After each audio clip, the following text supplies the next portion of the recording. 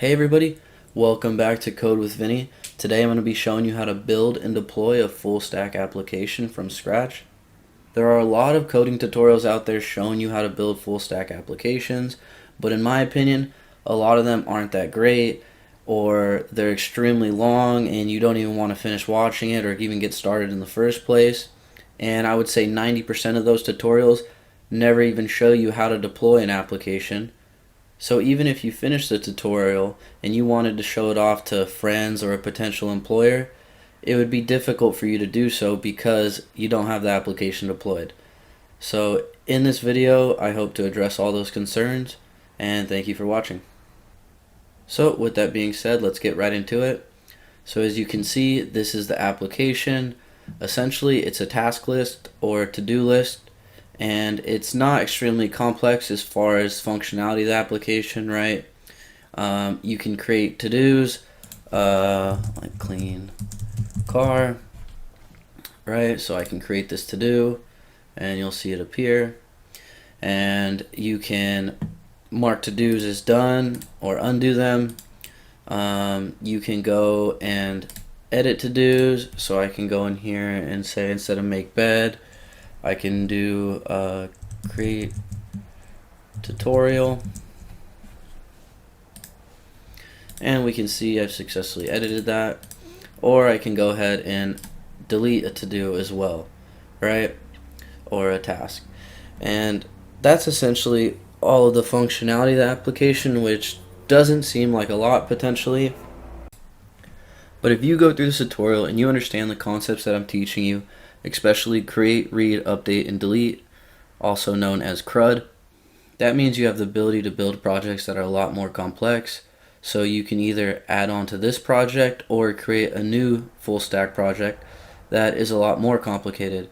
Because if you really think about it, really complicated applications like Twitter or X, if you want to call it that, is a really powerful application.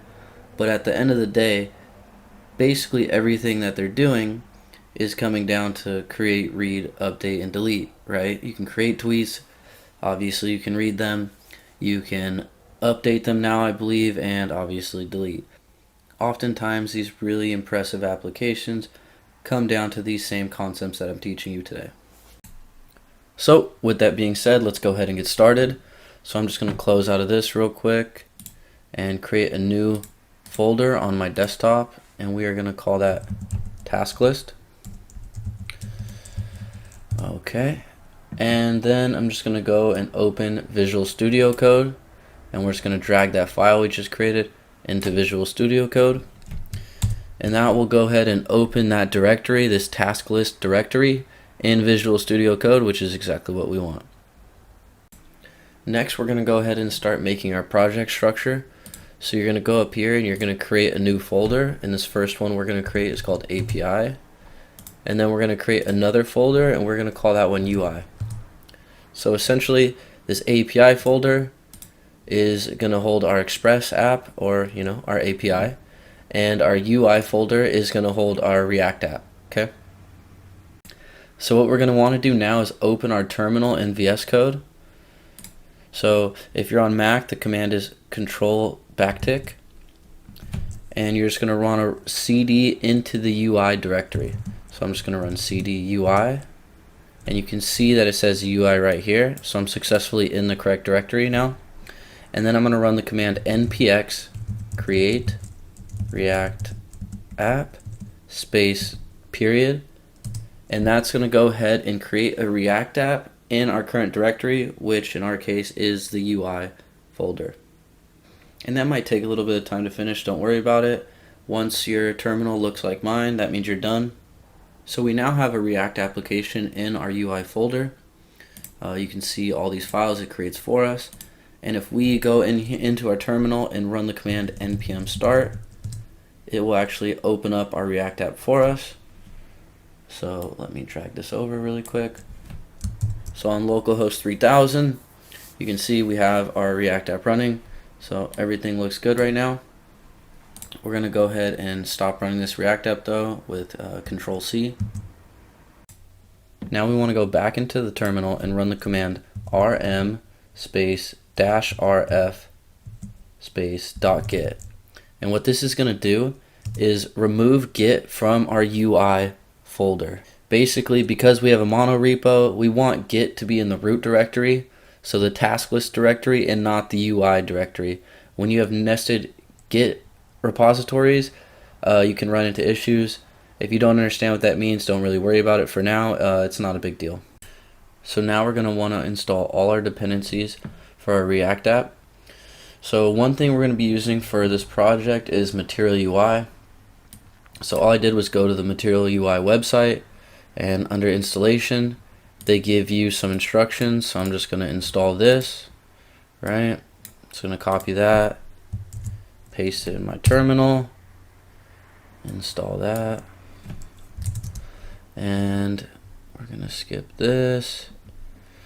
And we also are going to use Material UI icons as well. So I'm going to go ahead and copy this. And we'll go ahead and install that as well. And then there are a couple other libraries that we're going to be using. So we're just going to run npm install, or you can just do npm I like this. And then type in Axios, and then space, class names. So those are two different libraries we're going to install. And that should be everything we need. Now we're going to go through and get rid of a bunch of files that we don't need. So Create React App created a bunch of files for us. So we're going to go ahead and open our source folder and just get rid of a bunch of this stuff. So let's go ahead and get rid of all of these files except for index.js, index.css, and app.js. So everything else we're going to get rid of. Okay. Yeah, we'll delete this as well.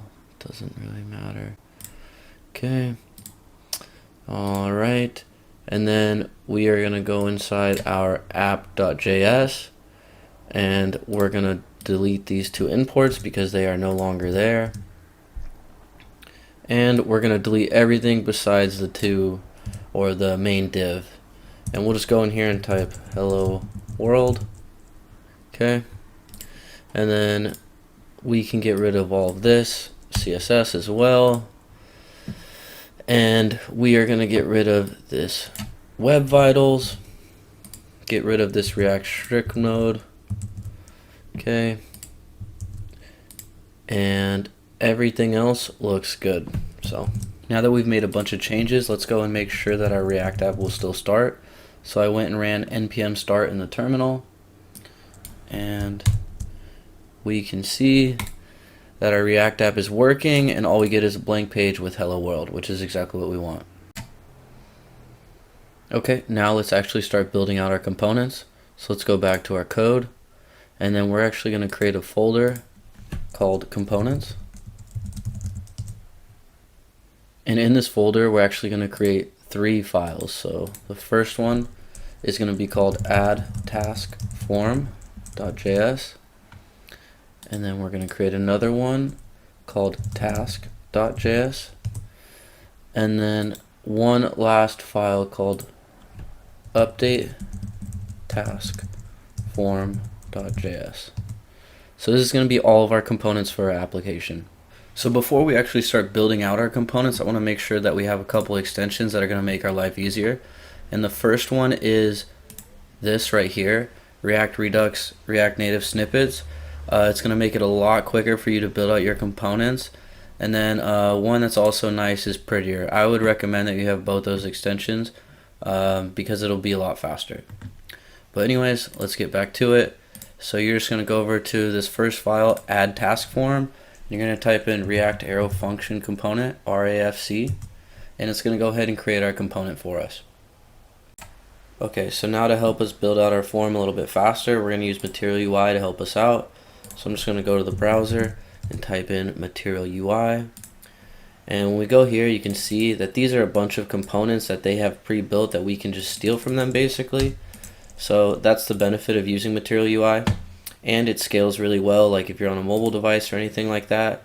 So we are going to take a text field from them. It's going to be the first thing. And we want to steal this text field. So I'm just going to expand the code, right? And take this first text field because that's this one. So I'm going to go ahead and copy this import real quick. Import that, and then steal this text field. Okay. And the reason I'm showing you guys me Googling that instead of just typing it all out, because in reality I don't have everything memorized, and this is what real developers do. So I want you guys to understand how you can go about doing this on your own instead of just copying everything I'm doing. Okay, so let's go back to our app.js, and we're actually going to call our add task form. So I'm just going to go add task form, and it will automatically import it for me like that. Okay, and now let's go check our React app to see what it looks like. And you can see we have this nice input field now. That's the benefit of using Material UI. The one thing I notice is that this is light mode, and we want it to be dark mode for our project because it looks better. So what I'm going to do is go into the browser again and type in Material UI dark theme.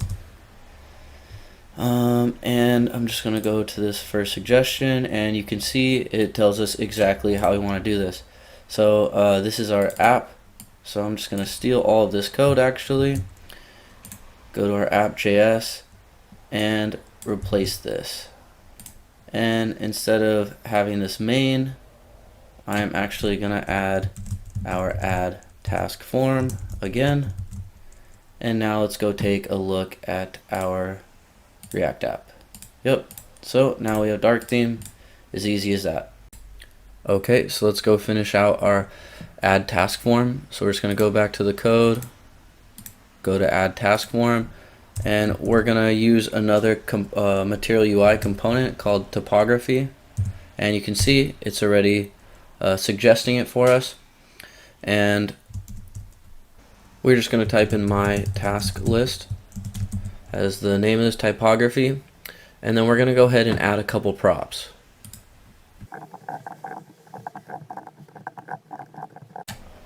So after you've added all the props, we're going to go down here and add a button component from Material UI as well. Okay, and this button is actually going to have an icon in it. So earlier we actually installed our dependency to use our icons, but we need to go find our icon that we actually want to use. So Material UI icons. Alright, we just go right here, and it's pretty intuitive. You just search, and we're going to steal this one. So it'll give us our import. We'll go and copy that, add our import to the top, and then we can simply use this add icon within our button, just like this. Add icon. Perfect. So we want to go and fix some of our props, like this label says outlined. We don't want it to say that. We'll just have it say task. That's good enough for now. We don't need this ID, doesn't do anything for us. We actually want to change the size of this to small. And we're actually going to need something to keep track of the value that's in our text field. So we're just going to go up here and type in use state. And that should pull up the use state snippet, and it will kind of make it a little faster for us. And we're just going to call this new task. Hit tab, and then we're just going to make this an empty string. And we can see use state isn't imported, so we're just going to go up here and type in use state. That should fix that for us. Now we're going to go back down to our text field and type in value and make it equal to new task. But we also need our value to change whenever we type, so we're going to add an onChange handler, and you're just going to put an arrow function in here with E, and then you're going to type in set new task, and we're going to set the new task to e.target.value. There you go. So now we just have to fix up our button a little bit. So we're just going to go down here and type in variant, just like the text field has. We're going to go outlined, and this needs an onClick handler, so the button knows what to do when it's clicked. And we're going to create that function up here for it. So we're just going to go const add new task. Okay, that's going to be an arrow function. And for now we can't fully set this up because we don't have the API set up, so we're just going to console.log add new task clicked, something like that, whatever you want it to be, it doesn't really matter. And we're just going to throw this into here. And lastly, we want to disable this button if nothing's typed in. We don't want to be able to submit if our form is incomplete. So we're just going to do disabled is equal to new task dot length. So now this file's basically done. We just need to add a little bit of CSS, and I don't want to take the time for to like write it all out with you guys, so just go ahead and copy it over from the GitHub repo. So when you have that copied over, we're going to go back to our add task form, and right before our text field we're going to go ahead and add a div, and we are going to put our button and our text field inside this div. Okay, and we're just going to give this div a class name of add task form. Okay, so we're done working on this component for now, so let's go over to task, and we're going to create a new component over here called task, and this is going to be the component that's rendered every time we want to display a task. So it's going to need certain things like the name of the task and the completion status of the task.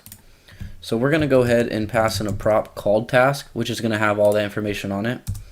And we're going to go right here and gather that information so it's a little bit easier to use. We're going to go ID, name, and then completed. And we'll just destructure that from task, just like that. And we're also going to need a use state to keep track of the completion status changing. So we'll use our use state snippet, and we'll call this is complete. Okay, and we'll just make this completed. So whatever the status of the task that was passed in, we'll just use that. And I'm going to import this use state real quick, just like that. Okay, and we're going to go create another use state, and this one is going to be called is dialog open. This will make a little bit more sense later, and we're just going to set the default state to false. Okay, so now we're going to go ahead and open up this div, and we're going to create a checkbox in here, and that's going to come from Material UI as well, and it's going to be self-closing. And we're going to add a property in this checkbox component called checked. This will show if the checkbox is checked or not, and we're going to pass it is complete. Okay, and then we're going to add another property on it called onChange, which is going to handle when the checkbox is checked and unchecked. And we are going to call this function handle update task completion.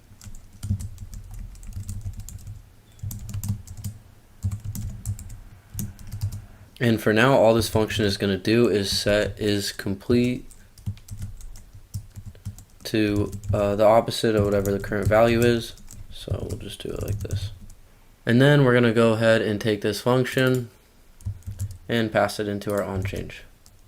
Now that we have a checkbox being rendered, the next thing we want to show is the name of the task. So we're going to use a typography for that, and we're going to make a variant of h4. And inside the tags, we're just going to put name. The next thing that we're going to want to do is create the edit and delete buttons. So I'm just going to go here and create a button. And both of these are going to have a variant of contained and an onClick. So I'm going to go ahead and add that. And then I'm just going to go ahead and duplicate this line. So for our first onClick, we're just going to create an arrow function. And we're going to go ahead and set our is dialog open, set is dialog open to true. So basically when they click this button, it's going to open our dialog for us. And our other onClick is going to call a function called handle delete task, which we haven't created yet. So let's go up here and make that const, and we'll go handle delete task. We're not going to be able to finish this function until we get the API working, so I'm just going to add another console log, and we're just going to go delete task. Next, we're going to need to get the icons to put inside of our buttons. So we're going to go over to add task form real quick and just copy this add icon right here. It's basically going to be the same path, except we're going to have different names for our icons that we're using. So in this case, we're using the add icon, but in this case, we're going to have a delete icon. So we're just going to call this delete. And we'll just go delete icon right here. Okay.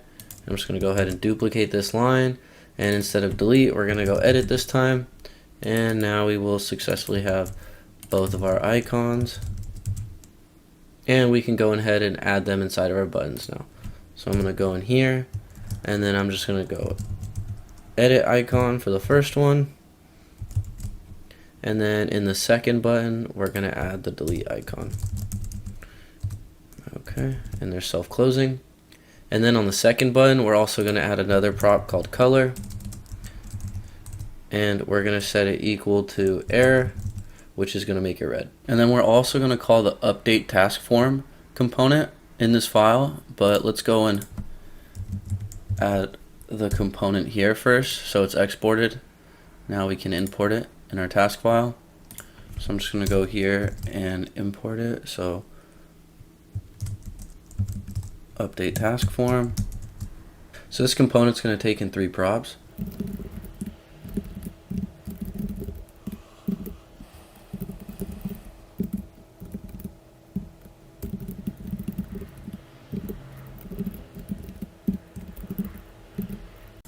So after you added those 3 props, we're basically done with this file. We just have to add a couple more divs for CSS. So we're going to add a div around this checkbox in typography real quick.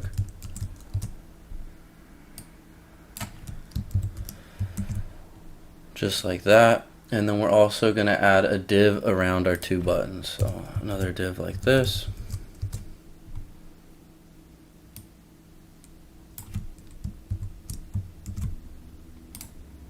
And then on the div that's surrounding our buttons, we're going to add a class name.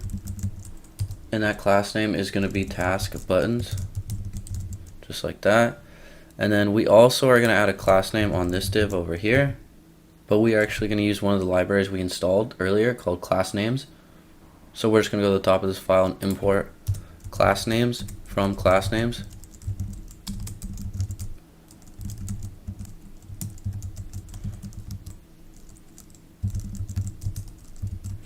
Then we can go back down to our div and go class names, invoke it like a function. And the first parameter is going to be flex. And the second parameter is going to be an object with a key of done and a value of is complete. So basically this is going to allow us to add class names dynamically. So the first class, flex, is going to be applied always, but the second class called done is only going to be applied if is complete is true. And that done class is going to cross out the name of our task for us. Okay, and lastly, we're going to add a class name of task to our outermost div. Okay, so we're done with this file for now, so let's go ahead and get started on update task form. So if you remember earlier when we called this component, we passed in a few props. So let's go ahead and destructure them right here.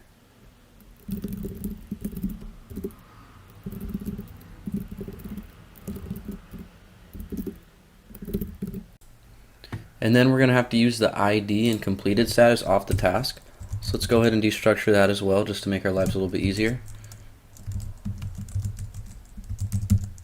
And then we're going to need a use state to keep track of the new name of our task. And we'll just call this task name. And it'll just be an empty string. And then we're going to have to go and import our use state. So let's just do that real quick. And then we're going to go down to our return statement, and we're going to get rid of this div and add a dialog instead. And that's going to come from Material UI as well. And this is going to have a property called open. And we're going to set this to is dialog open. Now let's go ahead and open this up. And we're going to add a dialog title. That's going to come from Material UI as well. And inside there, we're going to put edit task. Then we're going to create a div with the class name dialog.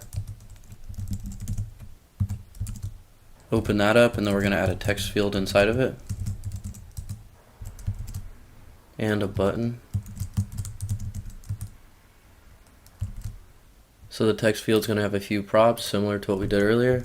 So size, small again, a label called task, a variant called outline,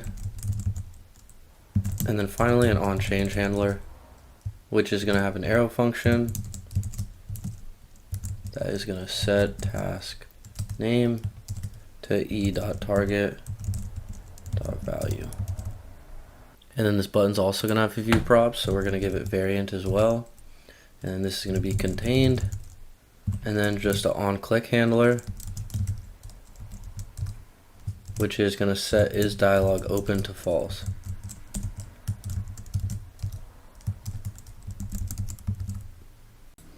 And our button's going to need an icon in it, so let's go over to our task file, and we're just going to steal this import, this edit import, and we're just going to bring it over here. So instead of edit, it's going to say check. Everything else is going to be the same. So let's go over here, check icon. Okay, and I'm just going to reorganize these imports. I like my React import to be at the top. There we go. And then we'll go in this button and we'll go check icon, just like that. So at this point, we're done with everything in our React app except our API calls, which we're going to finish later. Now would be a good time to go check our front end and make sure everything looks good. The thing is, we never actually call our task component, and our task component actually calls our update task form. So we're not going to see a lot of our UI unless we call it. So let's go ahead and do that now. So we're going to import task, invoke it here. And if we remember, task actually takes in a prop called task. So I'm just going to go ahead and make a fake task right now. So I'm going to go ID of 1, and then we'll go name and do dishes, and then it also has completed on it, and we'll just set that to false for now. And then we're going to go ahead and pass this task as a prop. So now we can go and take a look at our UI, because all of our components should be being rendered now. And we can see we have our task with do dishes. We can cross it out. We can open our edit dialog, and we can type in here, and it enables our button. We can click our button. So everything looks good. Now we can go ahead and get started on our API. So let's go back to the code. And for now, we can just kill our React app with Control-C. And we're going to do cd space ... and we're going to do cd space API. So now you can see we're in our API directory, and we're just going to run the command npm init. And it's going to ask us a bunch of questions. You can just hit enter, don't worry about it. So if we go ahead and open up our API now, you can see it created a package JSON for us.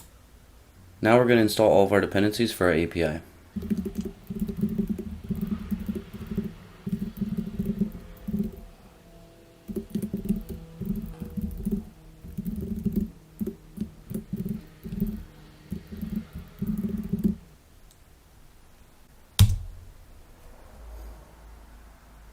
Let's make a couple quick changes to our package JSON. So what we're going to do is just delete this first script and replace it with start.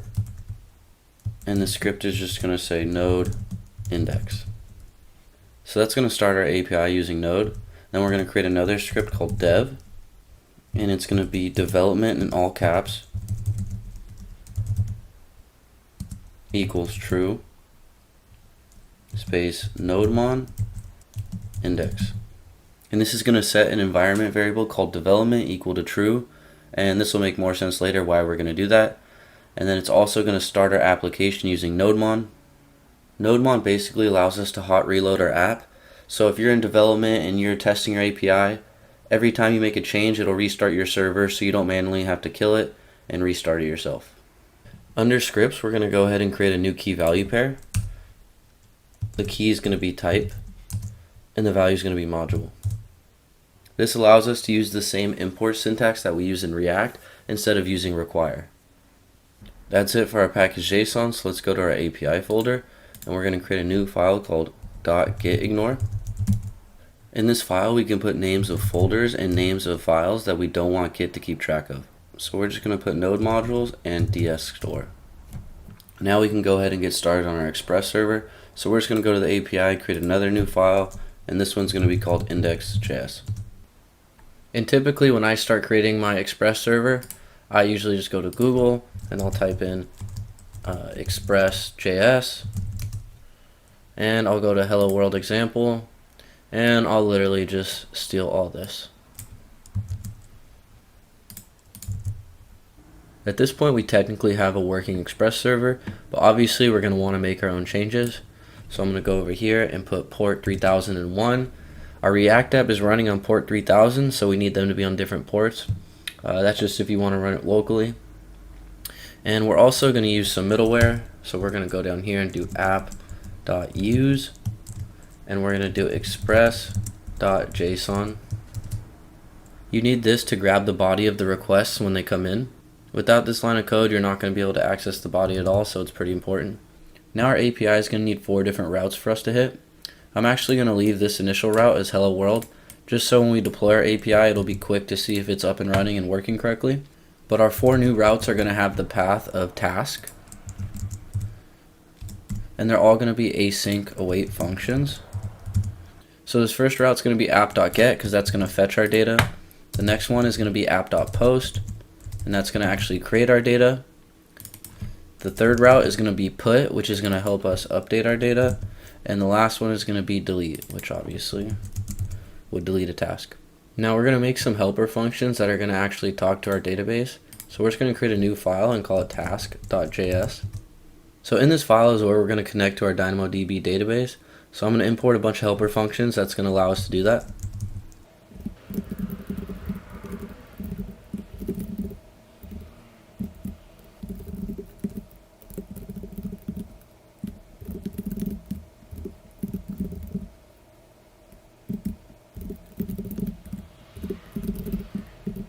So don't worry too much about what all this is right now, we're going to dive into it later.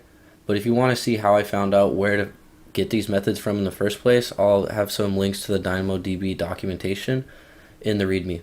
So now we're going to need to make something called a client, which is going to allow us to communicate with DynamoDB. So we're just going to go const client.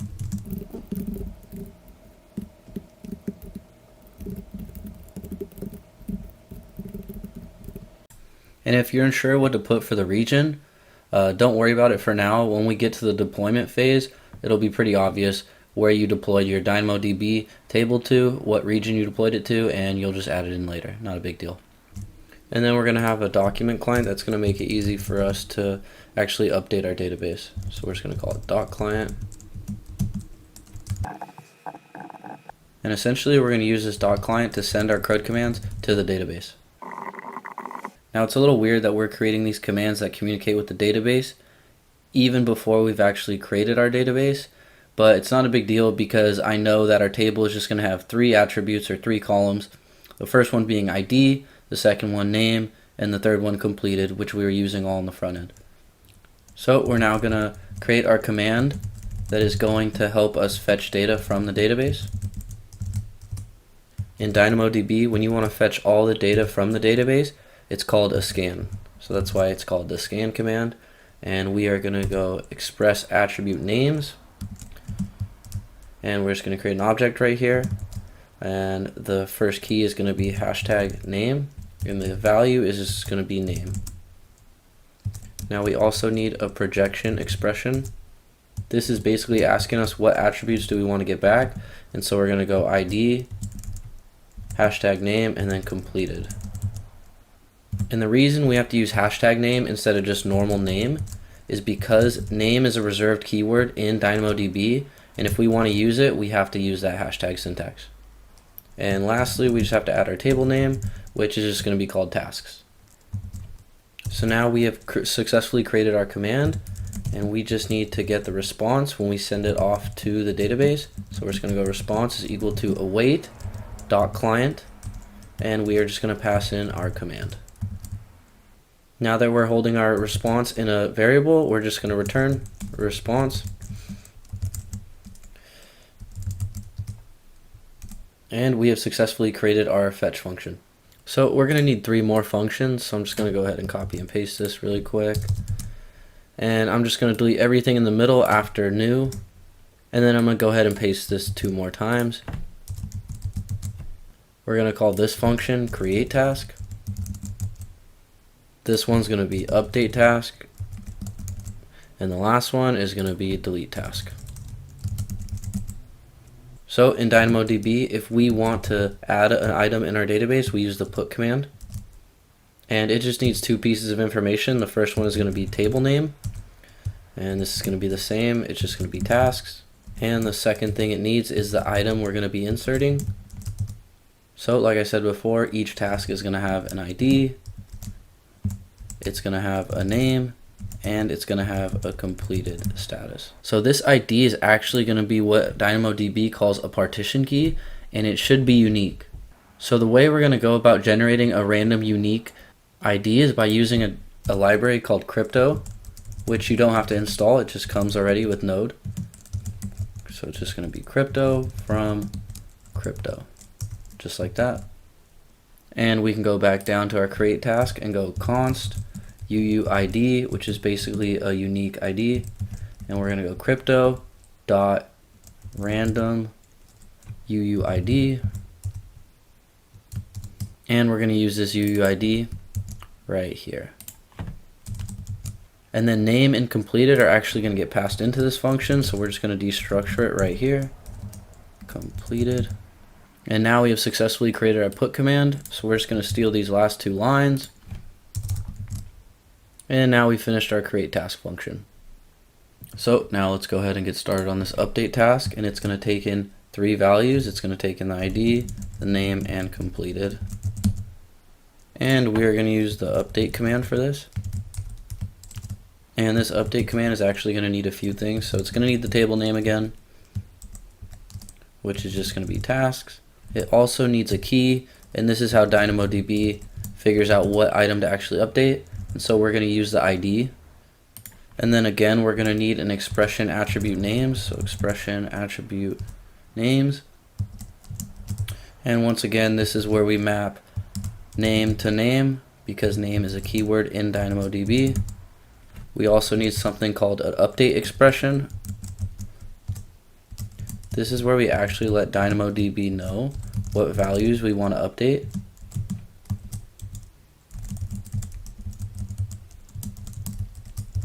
So basically the :n and the :c could really be anything that we wanted them to be.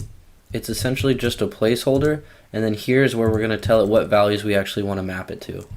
So we want :n to correspond with the name that we're passing into this function, and then we want :c to correspond with the completion status that we're passing in.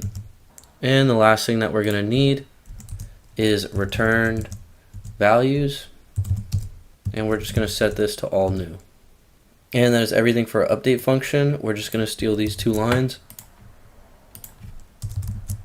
Now let's go on to our delete. So it looks like I accidentally capitalized the D in delete task. So let's just go and fix that real quick. And thank God this function is a lot smaller. All it's going to take in is an ID, and we're not going to destructure that.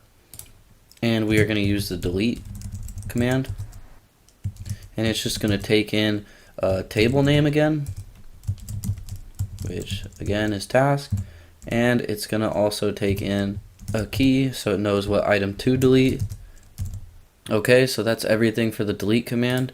So we're just going to go ahead and copy these two lines over again. And one thing that I'm noticing is this dot client is actually supposed to be dot client.send, so just like this. So go ahead and fix this for the other three places that we're using this line. So I'm just going to go ahead and do that.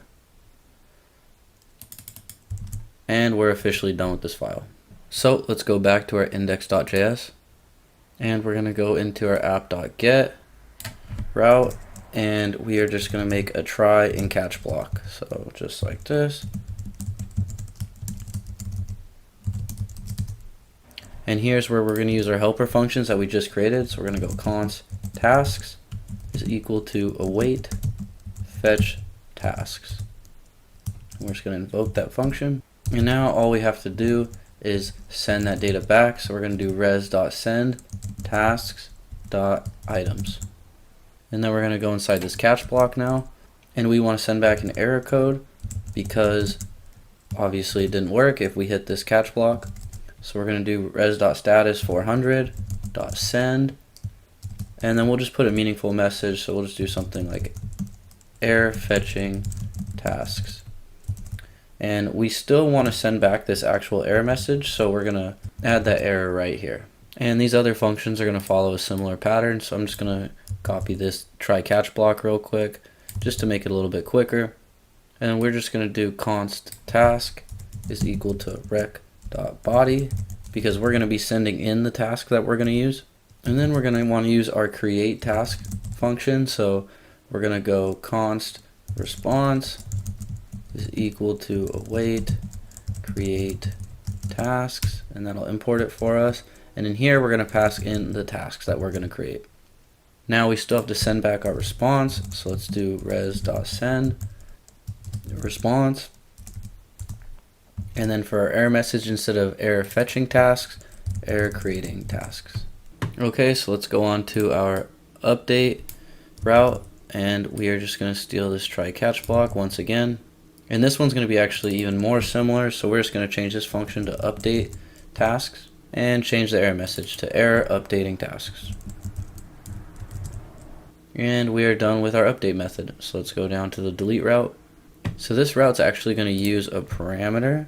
So we're going to go /id. Now when you use a delete route, you actually can't pass in a body, or you're at least not supposed to. You're supposed to use parameters like this. So instead of doing this rec.body here, we're actually going to go id and rec.params. And then instead of calling update tasks, we're going to call delete tasks. And again, change the error message to update deleting tasks. So really the last thing we have to do is import serverless. We want to use this so we can deploy our API on a Lambda function, because Lambdas are serverless and technically Express uses a server. So go ahead and import serverless from serverless HTTP. And one thing that I'm noticing is that we're using the require method, which we don't want to use. So we're just going to change this real quick. So we're just going to go import Express and then remove this require, and we'll just go from Express. Just like that. And then we'll do the same thing over here. So we'll go import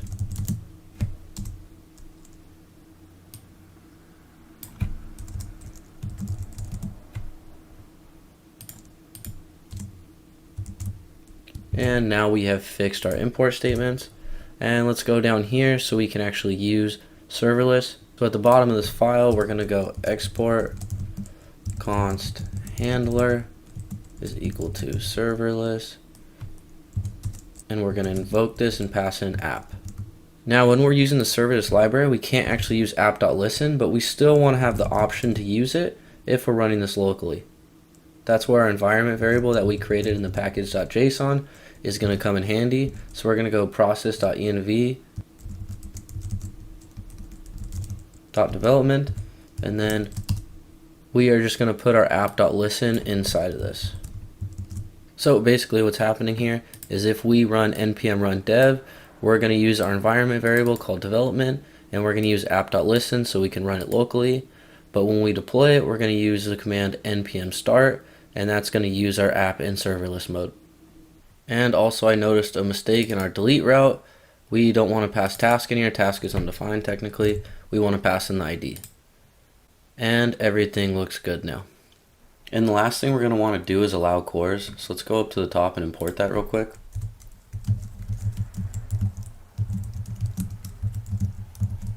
Now we only want to allow cores when we're developing locally.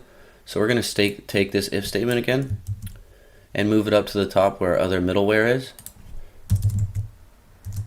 And in here we're just going to go app.use cores and invoke it. If we didn't have this line of code and we ran our React app locally and our API locally, then we would get a cores error every time we tried to go and send a HTTP request from our React app to our Express server. So that's why we need that. Now that our API is complete, we can go back to our React app and finish up our API calls. So let's start by importing Axios.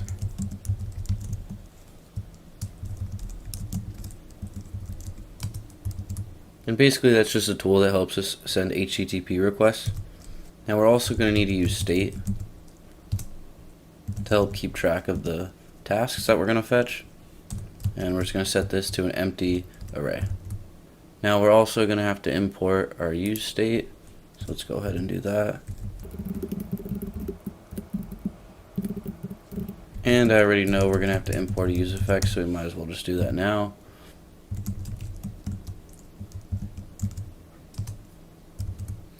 Now let's go ahead and get rid of this task because we're not going to need any fake data anymore because we're going to use the actual data that's coming from our API. So I'm going to go ahead and create a function called fetch tasks.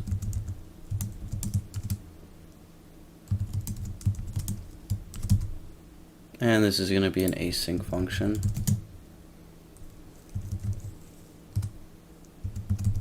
And in this try catch block, we're going to actually fetch our data. So I'm going to go data axios.get, and then we are going to do set tasks data. And let's actually make this plural because it makes more sense. And when we make this axios.get call, we need to pass in the URL of our API as a parameter. Now we're not going to have the exact URL until we deploy our API, but for now I'm just going to go ahead and create a new file, and I'm just going to call it utils.js. And in here all we're going to have is export const API URL, and for now we're just going to put localhost 3001 /task. Now we can go back to our app.js and use our API URL. And then later when we actually have our real URL for our deployed API, we're just going to change that variable out. And in this catch block, we're just going to console.log the error. So now we have the function that's going to fetch our data for us. All we need to do now is just call it in a use effect. So I'm just going to use the snippet, delete all of this, and then just call the function right here. And we're just going to get rid of this dependency. This means that it's only going to call this function when the page first loads. Now down here you can see it's red, and that's because we got rid of the task that we had for mock data. And now the correct way to do it is to actually map over tasks.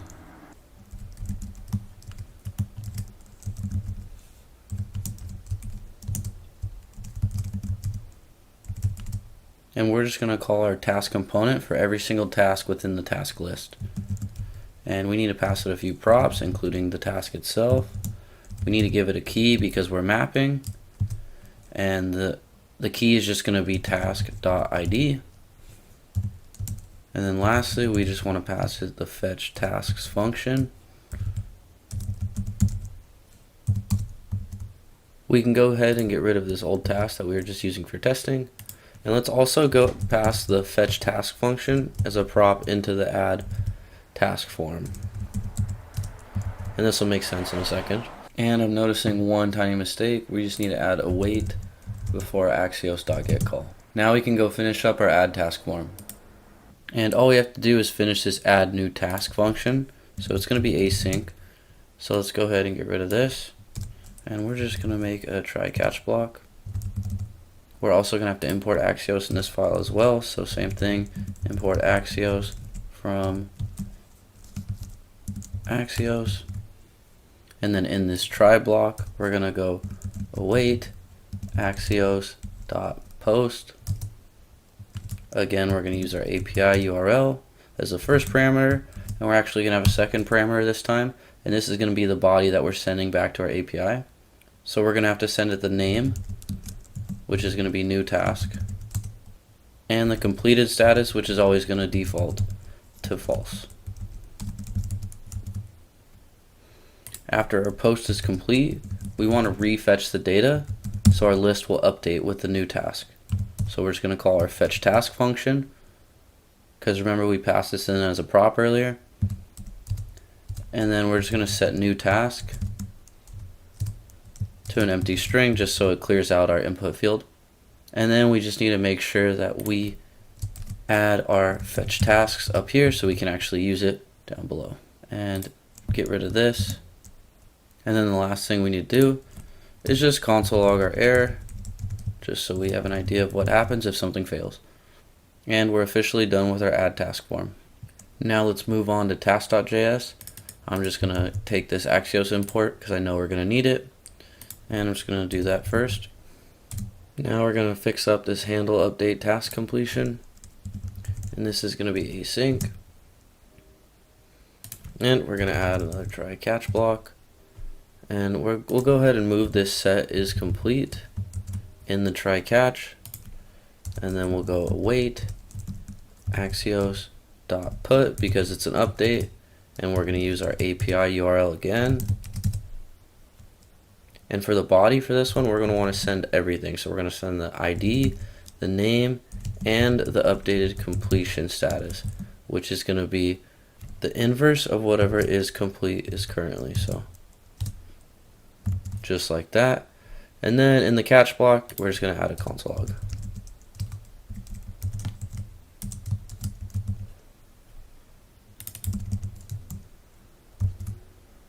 Okay, so let's go and fix up our handle delete. This one's going to need to be async as well.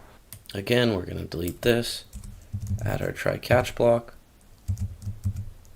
We'll go ahead and do our Axios call right here, and this one's going to be .delete. And if you remember, our delete endpoint actually doesn't take in a body. We just need to append the ID to the URL. So we're just going to add task ID right here.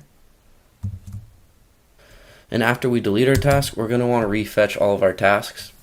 So we're going to use our fetch task function that was passed in. So let's make sure it's here. Fetch tasks. And we can just go down here and invoke it now. So we're just going to await fetch tasks. And then let's go ahead and console log.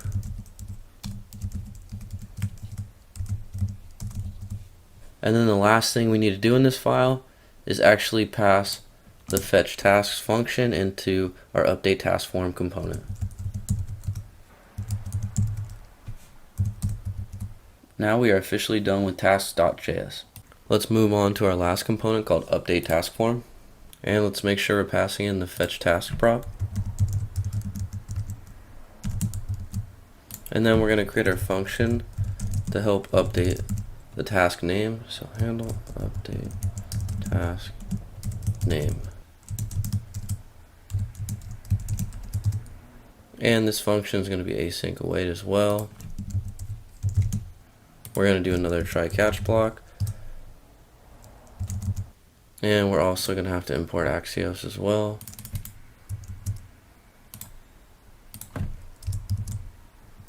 So now let's go ahead and finish our handle update task name function, and we're going to wait Axios.put, and we're going to pass in the API URL as the first parameter, and the second parameter we're going to want to pass in the whole task. So we're going to go name, task name, and finally completed. So the only thing we're actually going to update is the task name. That's why we have this right here. So after our update, we want to refresh our task data. So we're just going to do await fetch tasks. And then we'll clear out our form with set task name. And we'll just make this an empty string. So now let's go ahead and console log our error. Now we actually have to call our function. So let's take this and we're going to add it to our onClick handler for our submit button. We want this function to be async await though.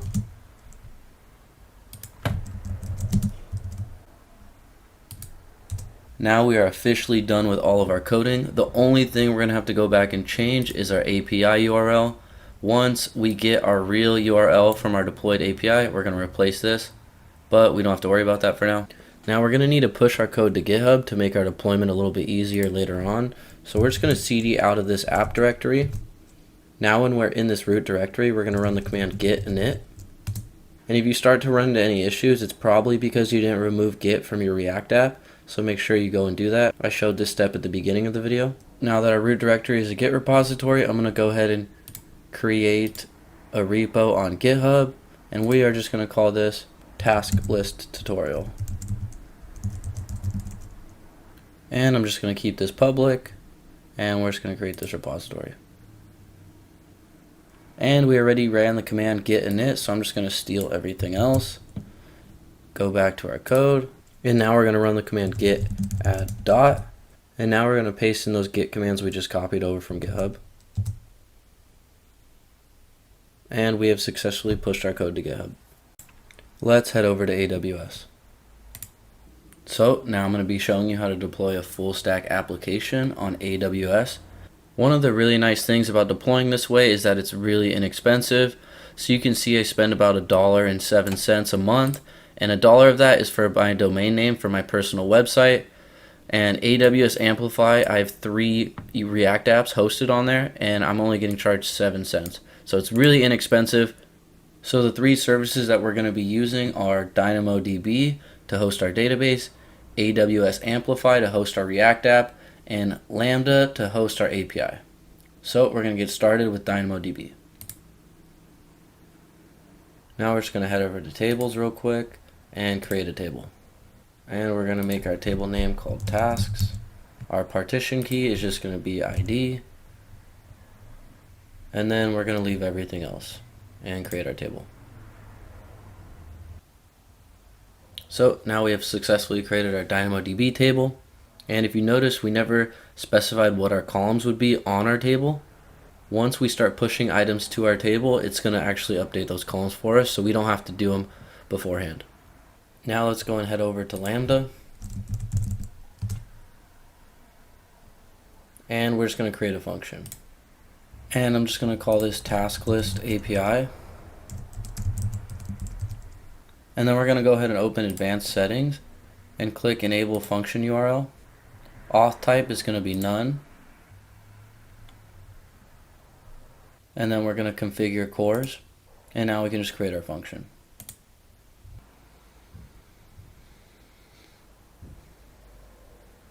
So the next step is to actually upload our code to our Lambda. So what I'm going to do is just open my API folder, and I'm going to make a zip file of all the contents of that folder.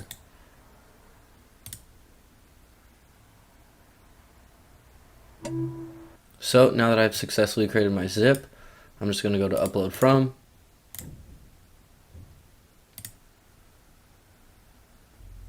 And then I'm just going to select my zip file. Hit save. Now our code is successfully uploaded to our Lambda. We're going to want to go to configuration, and under function URL we're going to want to change a couple things. So go to edit, scroll down, and we're just going to go and allow all of this stuff.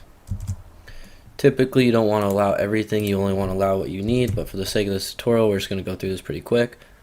And under allow methods we're going to just click all. That's what the star means, is all, and just hit save. Now let's see if our Express server is working. So if we hit our function URL, we can see hello world, so perfect. But let's see what happens if we try to hit our task route, which is where we get our data from. This is basically saying that our Lambda function doesn't have permission to communicate with our DynamoDB, so we need to go and fix that. So we're going to head over to permissions, and we can see that we have permissions to use CloudWatch, but not for DynamoDB. So we're going to edit this role name right here. And now we're using a service called IAM, which allows us to manage permissions. And we're going to click into this policy name. And we're just going to edit this policy. Now we're going to go to Visual, Add Permissions, select Dynamo, and then we're just going to allow all. And then for resources, we're also going to select all. And like I said earlier, you typically don't want to give all permissions like that, but we just want to get through this quick right now. So you can see we've added Dynamo, save changes. Now if we go back to our function URL and we hit this task endpoint again, we get back an empty array, which is exactly what we want. So let's go back to AWS. So now that our API is successfully deployed, I'm going to copy the URL for our API, and I'm going to go ahead and use it in my React app. So I'm just going to replace my API URL with the deployed version, and then add /task. Then I'm just going to remove this zip folder that we created, and I'm going to push my code to GitHub.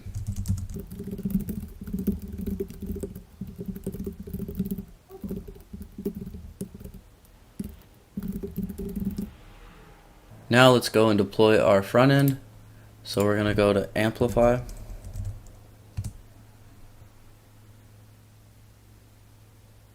And I'm just going to create a new app. And we're going to click Host Web App, GitHub.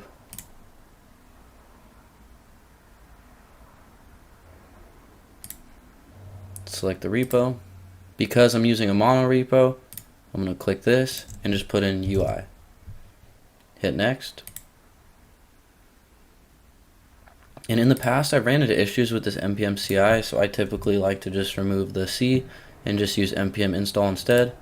Save that, hit next, save and deploy.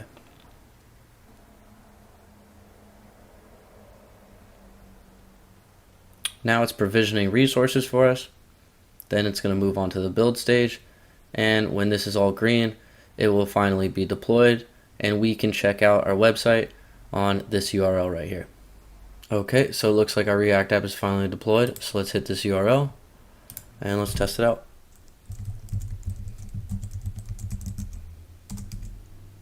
And let's create a task,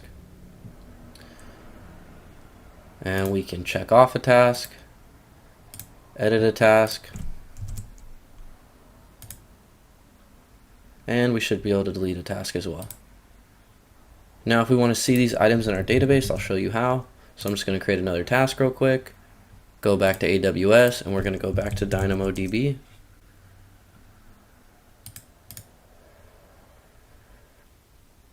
Go to Tables, Tasks, Explore Table Items, and here's our table. And you can see we have 3 columns: ID, completed, and name. So we are successfully updating our database. So that is just about everything for this video. Thank you guys so much for watching. If you guys found this tutorial helpful, please like and subscribe. It would mean a lot.